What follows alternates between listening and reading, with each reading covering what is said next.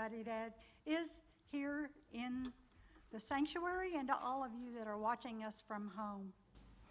Have any of you ever experienced change? Experienced a transition in your life? I would imagine every one of you would have to answer yes. I'm facing transition in my life, change in my future, and later transition to another life. Now I'm good though. I just had a stress test and all is well. Got a clean bill of health, but someday it will happen. I found as I grow older, and I can only speak for myself, I think about the future more and more than I ever have in the past. And yes, I'm one of the several women in our congregation that turn 80 this year or next year. Thinking about the inevitable changes and trying to remain calm, knowing that God is always working in us, as us, and through us, remind me of a book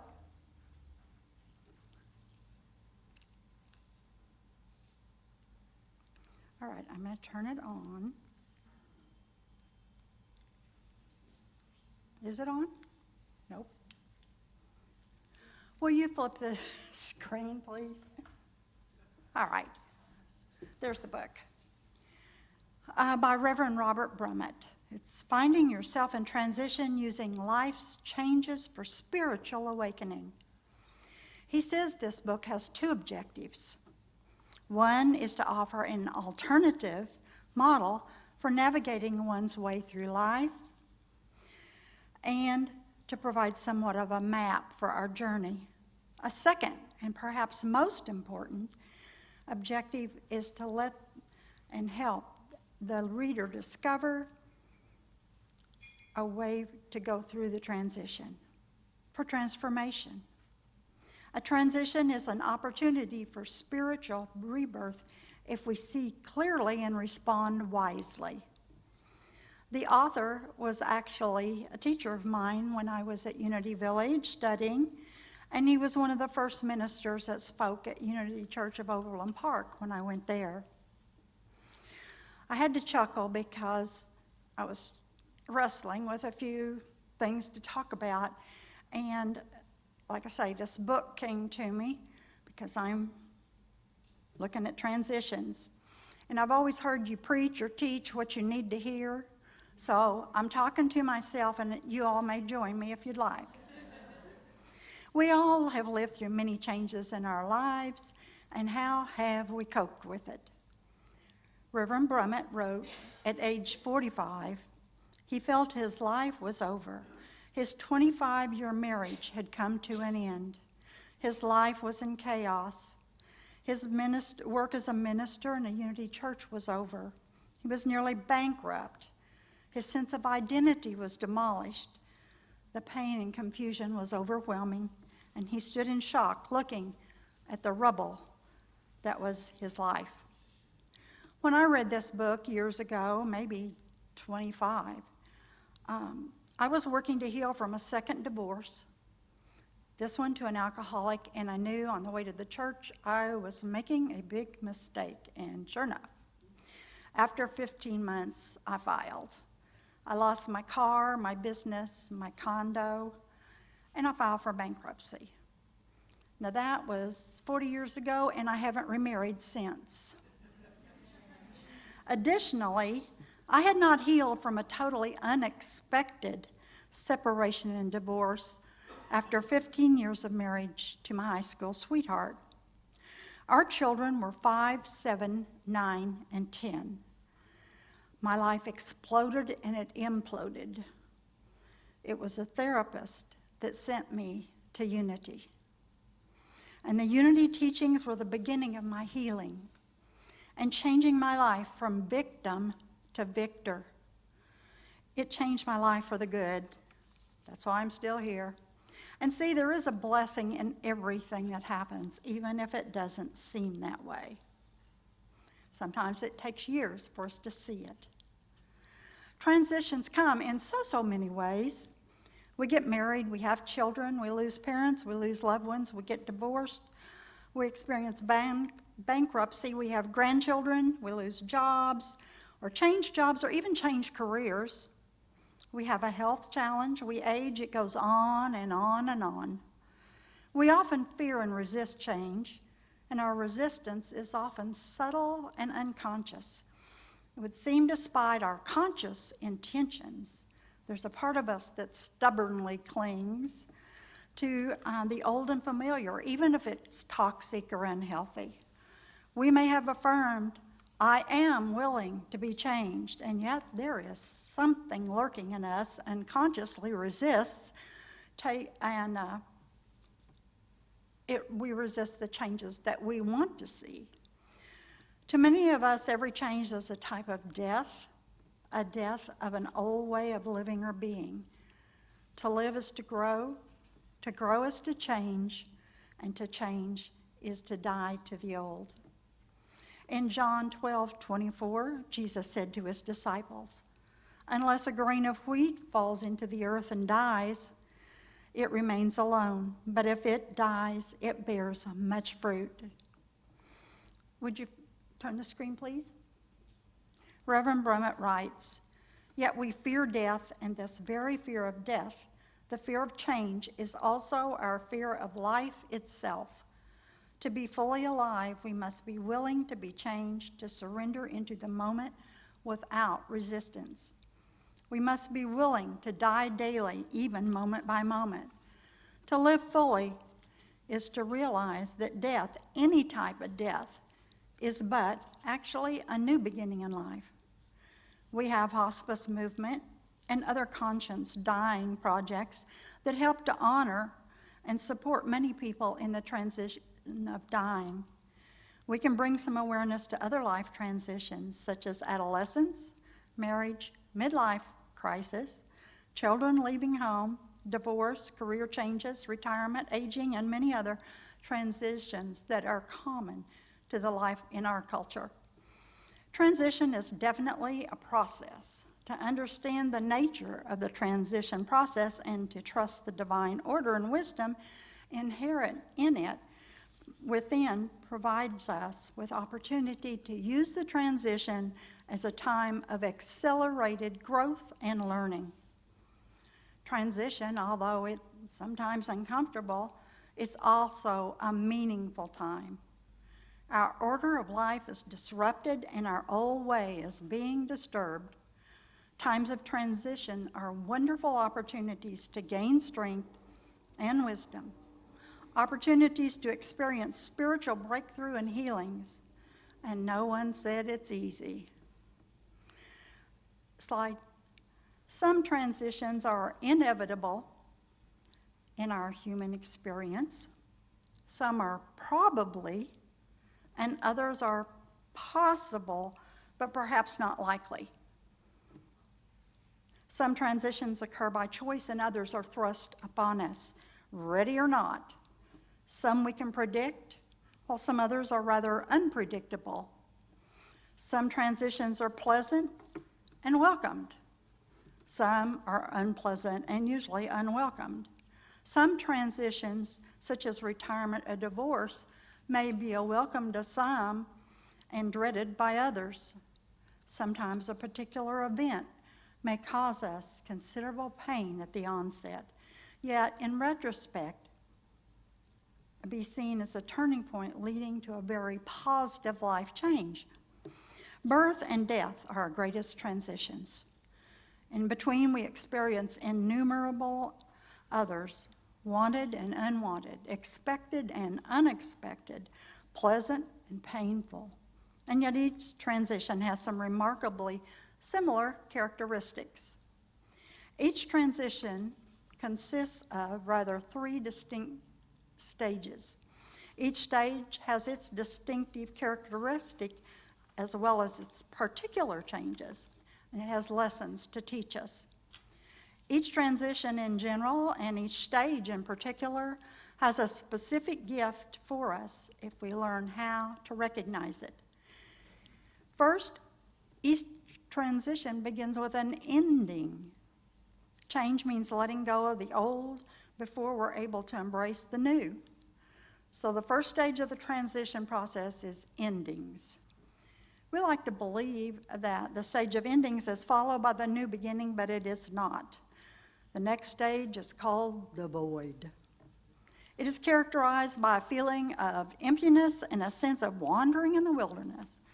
Finally, we come to the last stage, which is that of new beginnings. The process is not particularly linear or clearly defined. Phases often overlap, sometimes seem to reappear after we thought we had worked through that one. Reverend Brummett uses the analogy from the process of nature. He says, winter ends and spring begins on March 21st. Although the general weather pattern may change around this date, the day-to-day weather varies. And so it is with the transition process. Excuse me.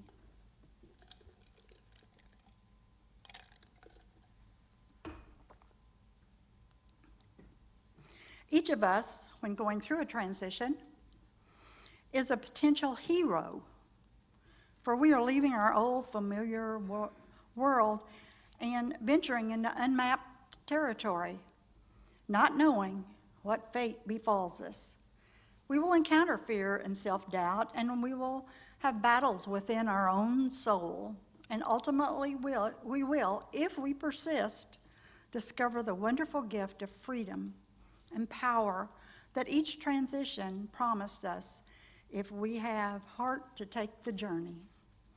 Within our experience of the human lifetime, we have innumerable beginnings and endings. Every breath, every activity, every relationship has a beginning, and it will have an end. Our physical body had a beginning, and it will have an end. Each beginning is a type of birth, and each ending is a type of death. We tend to acknowledge and celebrate beginnings, but we deny and lament changes and endings. We rejoice at birth, and we often see death as a tragedy. We celebrate weddings, but we tend to see divorce as a failure. Good as it is to celebrate our beginnings, endings also need to be honored, and perhaps even celebrated. We can truly experience a new beginning only when we have fully dealt with the ending that preceded it. Otherwise, we simply carry the unfinished business of the past into the future with us. And some of mine have come back to bite me in the derriere. The importance of ending is understated when we fail to acknowledge the impact it has on our lives, and when we discount or minimize the effect it has on us. We may say, oh, let's forget the past and move on with our life. Most of the times, that is merely a cliche that we use to deny our true feelings about what happened. As a result of our denial, many of us carry grief from previous losses in our life. Each ending may trigger this unresolved grief from the past as well as from the current loss. An unexpected ending may trigger our anxiety about the unpredictability of life. It creates a sense of being out of control and vulnerable to the apparent random events that impact and shape our lives. And it is possible to take an ending too seriously and to overstate the impact it has on our life. It is important that we're aware of all our responses to an ending and allow ourselves to fully experience each step of the process. As with any transformational process, we can't make it happen. We can only allow it to happen through us. It's especially important that we turn to God of our understanding during these times of passage. It can be a time our faith in everything, including God, is shaken. Yet, it can be the possibility for an entirely new understanding of God. A new relationship with God is emerging.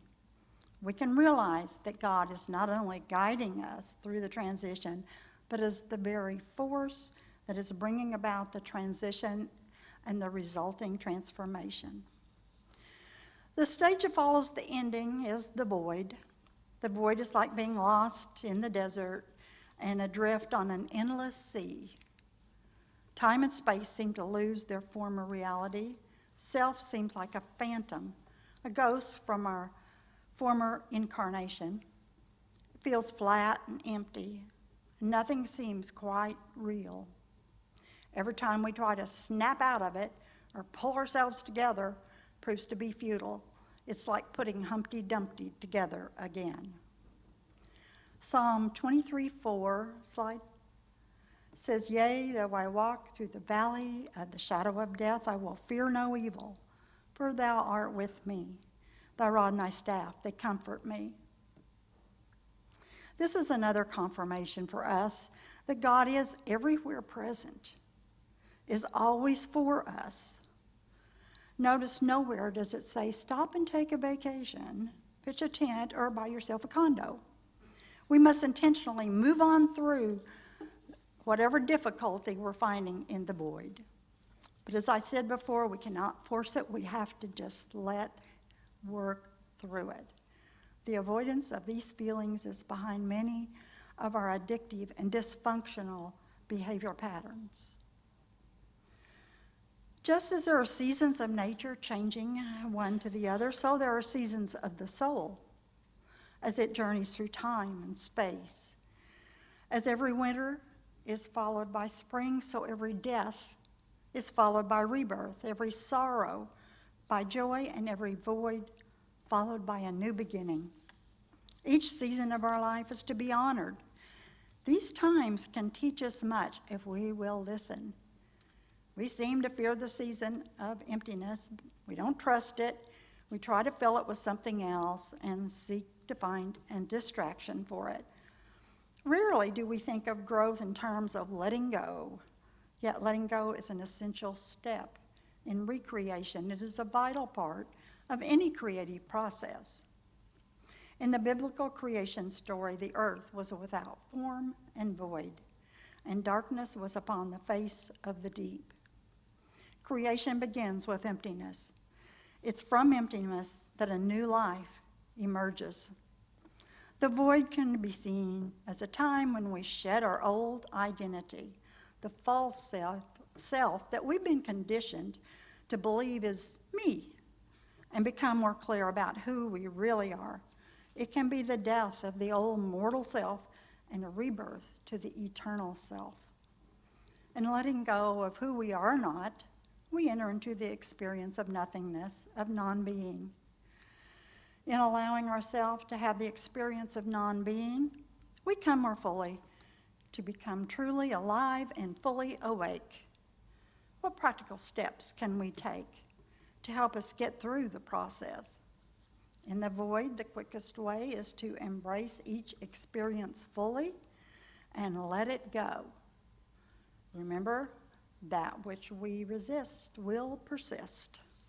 If possible, avoid making major decisions or long-term commitments during this period. Don't attempt to rush the process or force anything to happen. Accept each day as it comes. Pray and meditate for regular periods each day. This could be me, could be you, but for some of us it never registers that we shoulda, coulda prayed before the disaster ever started to happen. Trust in God, trust in your own wisdom, and trust even when it's hopeless. Take care of yourself physically. This is what we hear every day. Eat wholesome, exercise regularly, get plenty of rest, and probably drink water. Pay attention to your dreams. Keep a dream journal. Keep a daily journal. Record thoughts, feelings, insights, and experiences each day. Develop a support system. This is very important. Have someone with whom you can share your innermost feelings and your thoughts. Choose someone with whom you feel safe. When you're choosing this person, listen to your inner voice on choosing your confidant. If there's any doubt, move on. Move on to a more trusted individual. Create some type of ritual to symbolize your passage from the old life to the new. Express your feelings creatively. This could be through poetry, art, music, dance, song. And in my case, I make greeting cards especially designed for the person that's going to receive it and for what we share together. Slide. I have loved this passage since I heard it in the very first Prosperity Plus class I took many years ago. This is by Henry David Thoreau. I learned this, at least, by my experiment, that when one advances confidently in the direction of his dreams and endeavors to live the life which he has imagined, he will meet with a success unexpected in common hours. Having experienced the ending and the void, we're now ready for the new beginning. Although we might think of the new beginning in terms of external change, it actually begins as an internal experience. It may be a subtle inner shift, a new sense of readiness, an inner awakening. Sometimes it's in our dreams. We dream of birth, moving into a new house, discovering something new often signals that that new life is emerging. And we may not be aware of the new beginning until there is an external change. The internal signals may be so subtle that our conscious awareness fails to recognize them. The external change may occur even when we feel ready, or before we feel ready. We might feel inadequate and unprepared for the opportunity that is before us. When a new beginning occurs, the external circumstances of our life reflect the internal transformation that has already taken place. We return empowered with wisdom and strength gained by our encounter with the transpersonal self, the I am within. As we pray for guidance and divine order, trusting in God at work in our life, the new beginning will occur exactly at the right time in the right way. And we will be equal to any task that life brings to us, for we are never given a challenge beyond our ability to master it. We carry within us the ability to master any challenge. One of the best ways to prepare for a new beginning is to discover your soul's deepest desire. Here are some questions to facilitate this discovery. Slide. What is it that I've always enjoyed doing? What has always come naturally for me? What have I felt naturally drawn or attracted to? What would I do with my life if I were not concerned about money? Slide. What would I do if I knew I could not fail? If I were to die today, what would feel unfinished in my life? What is it that is so important to me that I would risk everything to achieve or experience it? Our soul's desire is to express itself in some unique way. It's also important for us to determine what it is that is seeking expression. Specifically, how this is to occur can be left open to divine order. This sounds just like Sue, our great spiritual leader, who often says, get out of the how. If you're unhappy in the void, then you'll be unhappy in the new beginning. Nothing outside of yourself can make you happy or unhappy. The fastest way out of the void is through the void. As other stages and new beginnings bring with it its own set of challenges. It's a change, no matter how much we consciously desire change, there's a part of ourselves that remains hesitant to change. We may find that our family, friends, or colleagues are not very supportive in our new commitments, and they may even oppose them. We may be tempted to hold back, yet it's only through commitments that a new beginning will occur. A true commitment is a decision that puts every powerful force in motion.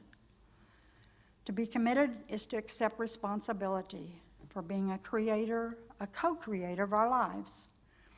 I hope you'll take these ideas with you, and during the next week or so, take some time to remember a time in your life where it was very hurtful, and yet later you could see what a great blessing it was. It's almost a humorous endeavor because at the time, we felt like the sky was falling on us. Also, the 7 questions that give you insight on what you would like to change, to move on to and into are helpful. And I'll put those questions on the Connection Group Facebook page so that you have them to use. Next week, Mary Hazelbeck Huber is our speaker, and she will be speaking on gratitude. However, I bet she reserves the right to change her mind. Once you start writing, sometimes something else comes out. I hope you have a great week. God bless you. All right, announcement time. Well, as we mentioned, today from 2 to 5 p.m., everyone is invited to help Pat and Les McClellan celebrate their 50th wedding anniversary. Let's give it up one more time for the year. Woo! This is a come-and-go event here in the sanctuary, and they ask that you not bring a gift. If, however, you did bring a gift, my car's right out there. I'll leave the trunk open. Just throw it in before you head out. We would be very grateful if volunteers would stay after the service to help move the chairs and bring round tables inside, or in here. Meditation is tonight at 6 p.m., and it is open to everyone. The Navigating Grief Support Group meets every Monday at 6 p.m.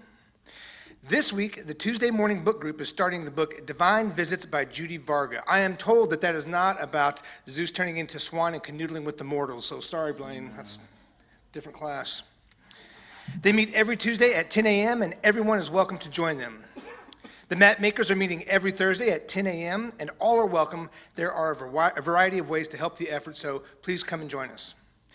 This Thursday at 6 p.m., the 1946 Road Trip Across America tour will be stopping in Springfield. Along with the free showing of the 1946 The Mistranslation That Shifted Culture, there will be a discussion with various guest speakers. You must register online, and once you're registered for the event, they will send you the location. Saturday, August 24th at 7 p.m., we are excited to announce Inner Works for Solo Percussion. Yeah. Yeah, Eric is an amazing musician. Yeah. And it's gonna be good. It's going to be very good, yes. Come and enjoy amazing talents of percussionist Eric Scott Russo.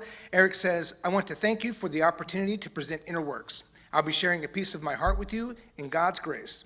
I'm presenting a suite for percussion, 5 movements, 1 for each decade of my life. And I've known Eric for years through the music scene, and John is absolutely right. He is a stellar percussionist, just a really great drummer. In the New Thought and World Religion class at 9:15 next Sunday, Karen Crago will begin a 2-part series titled When Writing Writes Back, Writing to Discover. And then please save the date for September 8th. Greg Tamblin will be joining us. Yay, Greg! Who all seen Greg? So a good group of you there, yes. He's a humorist. He's got great songs. He's a very, very entertaining man. It'll be a pleasure. You should definitely join us. That will be September 8th. He will be doing the talk and music for our Sunday service, and he will also do a concert that afternoon. And we do have a paid staff opening for custodian. If you're interested, please stop by the office for an application, or you can email the office administrator at unityofspringfield.org, and we will email you that application. The last day to submit an application is Sunday, the 25th at noon. All right, if you would please stand and join us in the prayer for protection. Together now. The light of God surrounds us, the love of God enfolds us, the power of God protects us, and the presence of God watches over us. Wherever we are, God is, and all is well.